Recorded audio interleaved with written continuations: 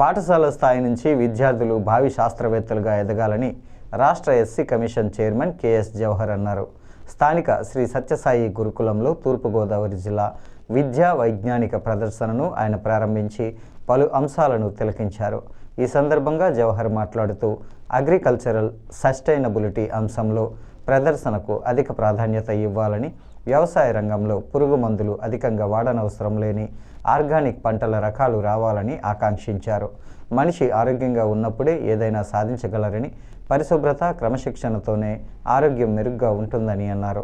Rajamahendravaram MP Daggubati Purandeswari జిల్లా స్థాయి విద్యా వైజ్ఞానిక ప్రదర్శనను తిలకించి విద్యార్థులను అభినందించారు. ముగింపు వేడుకలకు విచ్చేసిన ఇన్ఛార్జ్ జిల్లా కలెక్టర్ వై మేఘస్వరూప్ మాట్లాడుతూ విద్యార్థుల్లో పరిశోధన పట్ల ఆసక్తి కల్పించేలా సృజనాత్మకతను ప్రోత్సహించాలని అన్నారు.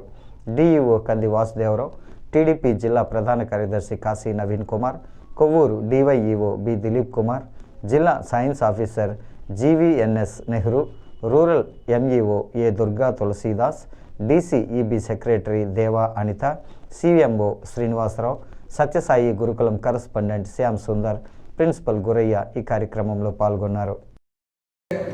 నవజీవనం ఎలా ఉండాలి, సివిలైజేషన్ అనేది ఏ విధంగా ఉండాలి, నవనాగరికత అనేది ఏ చరిత్ర చూసినా సరే, ఏ యొక్క సమాజాన్ని చూసినా సరే వాళ్ళ నాగరికత ఆధారంగా అభివృద్ధి అనేది సాధ్యమైనటువంటి సందర్భం. ఈరోజు మీరు అందరూ చూసారో లేదు, ఇది ప్రత్యేకంగా స్పెషల్ కాన్సెప్ట్స్. ఎందుకంటే సస్టైనబుల్ అగ్రికల్చర్, ఈరోజు రోగాలన్నీ వచ్చేది కూడా మన తినే ఆహారం వల్ల వస్తాం. ఎన్సీఆర్టీ మరియు రాష్ట్రీయ బాల వైజ్ఞానిక ప్రదర్శన 2026 మార్గదర్శకాలతో వికసిత్ భారత్ ఆత్మనిర్భర్ భారత్ అనే ప్రధాన థీమ్తో ఈ సైన్స్ ఫెయిర్ని నిర్వహించడం జరిగింది. దీంట్లో మనం ముఖ్యంగా గమనిస్తే రెండు ఎంతో గొప్ప